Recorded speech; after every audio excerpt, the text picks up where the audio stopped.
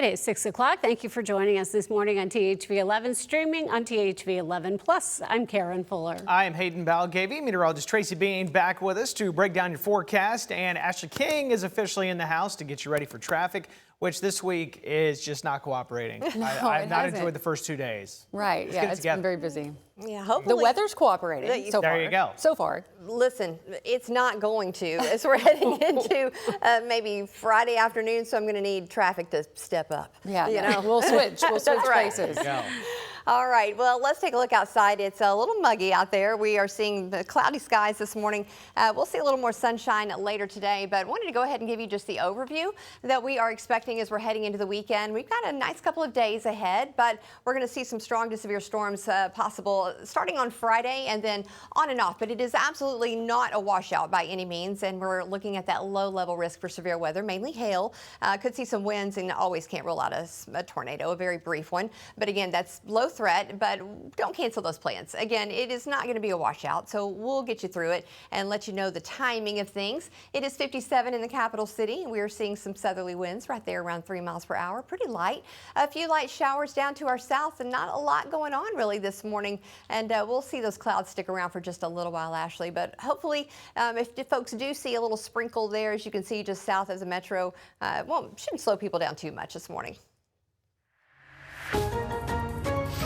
Tracy, we're looking from the Big Rock Water Tower this morning at Interstate 430 and 630. You can see where it intersects, and a few cars making their way to their destinations this morning. No volume just yet. We're just seeing a few people out, and this is what it looks like with our live traffic map. We're still seeing green everywhere, so no issues on our roads. We're going to check this again here in just a few minutes. All right, Ashley, thank you. New this morning, a fragile ceasefire between the U.S. and Iran is holding after President Donald Trump extended the pause in fighting.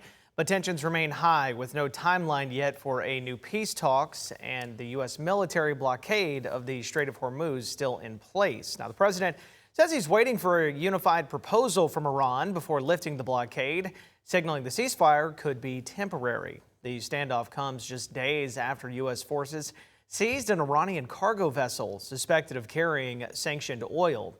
Vice President J.D. Vance also has delayed a planned diplomatic trip to the region as Iran has not committed to another round of negotiations. Democrats on Capitol Hill slamming the president's approach. Everyone seems to think that Trump has some sort of mad genius to what he's doing. Seems to me like he's just an arrogant egotist popping off in ways that aren't well thought out. Overnight, Iran's military again warned it would retaliate if attacks resume. And this morning, the United Kingdom says an Iranian Revolutionary Guard gunboat fired on and damaged a commercial container ship in the Strait of Hormuz, though no injuries were reported. Closer to home, nearly a decade after a Benton police officer shot and killed a teenager, the family's long legal fight appears to be over. In our continued coverage this morning, THV 11's Carter Thweet takes a closer look at the many turns in the Keegan Schweel case since the deadly encounter that started it all in 2016. It's been nearly 10 years since 17-year-old Keegan Schweel was shot and killed by police, and it's been nearly 9 since his mother Piper and father Dominic sued Benton police and the city. Why did not the police department explore other avenues, setting up a perimeter, immediately calling a crisis intervention officer to come speak with Keegan? Court documents say Schweil's mother called police on October 17, 2016, saying Keegan was suicidal and had entered the woods with a gun. Police responded to the 1200 block of River Oaks Drive, finding Schweel with a gun to his head. Officer Kyle Ellison ordered Schweel to drop the gun. As he moved it away from his head, Ellison shot him. Keegan was in a wooded area. He was in no danger to anybody but himself. A federal judge moved to dismiss the case twice, but was told no by a higher court both times. So finally, in 2024, the family got a trial, and a jury found that while Ellison did not use excessive force, he was trained poorly, ordering the city and former police chief Kirk Lane to pay the family $32 million. We've been through the emotions so many times, and that was the hardest thing about the trial, is having to relive those moments of Keegan's death. But now that $32 million won't be paid. Both a district court and then the 8th Circuit Court of Appeals found that the ruling was flawed. What you have are regular, everyday folks saying, well, the police chief was at fault, but the officer was not at fault. And then the judges step in at each level and say, sorry, that's not how our law operates. If you don't find the police officer liable, you can't find the police chief and the police department liable. Finally, the family took their case to the U.S. Supreme Court, but on Monday it officially declined to hear it. For THV 11 News, I'm Carter Thweet. Carter, thank you. He also spoke with Keegan's father, Dominic Schweikel, who says the original jury made its decision for a reason, and he is disappointed with the latest ruling. Another update this morning, a major boost for Arkansas Public Television. An anonymous donor stepping in with a $3 million gift aimed at keeping PBS programming on the air here in Arkansas. The donation will fund a challenge grant created to cover the fees required to continue broadcasting PBS shows. Earlier this year, the state's Public Television Board voted to end that affiliation after funding cuts tied to decisions by Republicans in Congress. Leaders had planned to rebrand the network as Arkansas TV, but this new private funding could help preserve the programming viewers rely on. An outside effort led by two former Arkansas First Ladies convinced the board to pause that decision, and now that anonymous donor has stepped forward to cover the dues. You can see the statement they shared with us on your screen, expressing their appreciation for the financial support.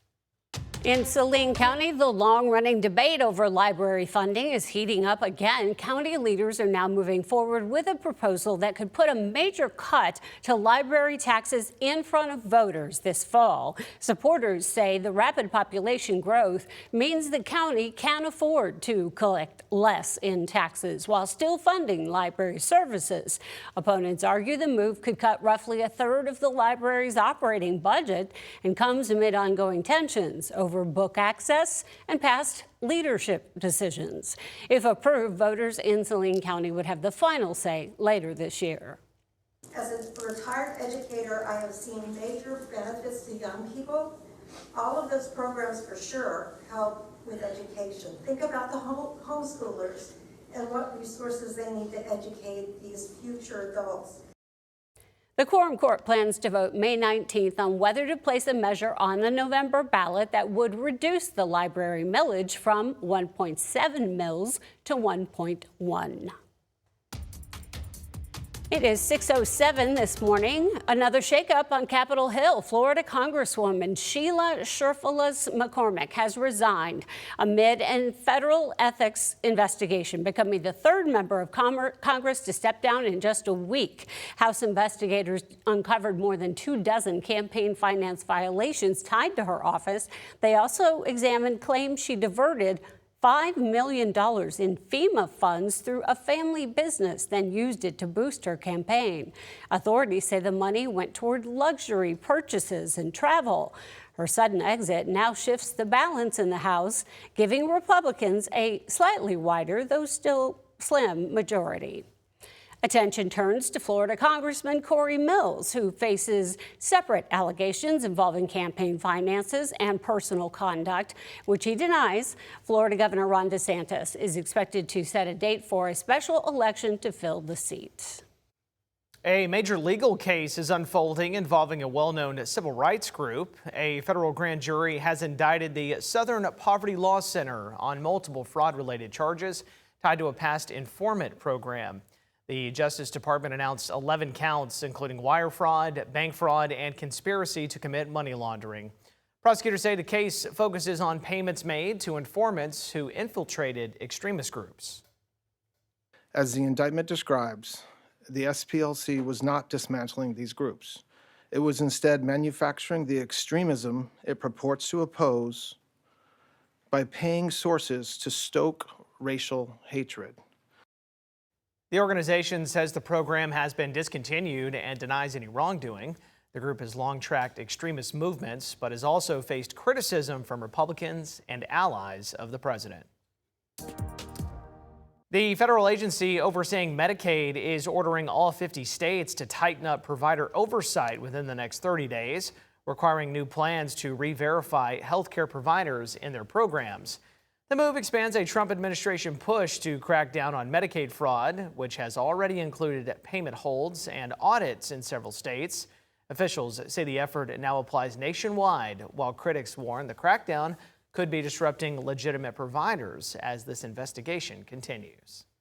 And now let's check in with meteorologist Tracy Bean and that forecast to help you plan whatever you have going on today. Whatever you like, it's going to be a good day. We are starting out with a few clouds out there. We are still seeing those light winds, but they'll pick up just a little bit, not nearly as breezy as yesterday. Looking at those highs today, right around 80 degrees, but those rain chances really start to pick up as we're heading into the weekend, and we could see a few rounds of severe weather beginning on Friday afternoon.